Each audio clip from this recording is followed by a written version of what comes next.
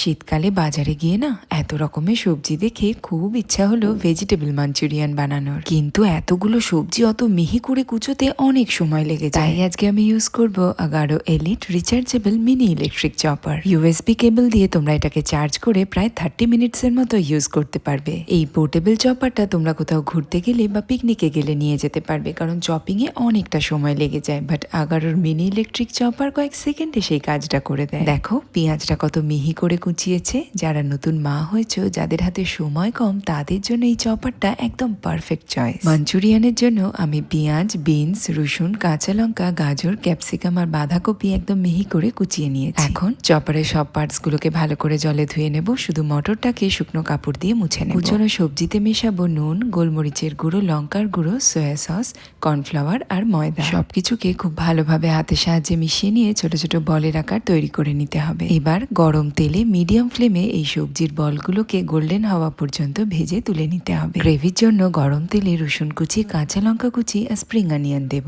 Soya sauce, ketchup আর chilli সসের mixture, পরিমাণ মতো নুন আর চিনি দিয়ে ভেজিটেবল বলসগুলোকে ভালো করে নাড়াচাড়া করে নিয়ে স্প্রিং অনিয়ন কুচি আর একটু রোস্টেড সাদা তিল ছড়িয়ে দিলেই গরম গরম ভেজিটেবল মাঞ্চুরিয়ান রেডি। আগারোর মিনি ইলেকট্রিক চপার ছিল বলেই আজকে রান্নাটা আমি কয়েক মিনিটে করে ফেলতে পারলাম।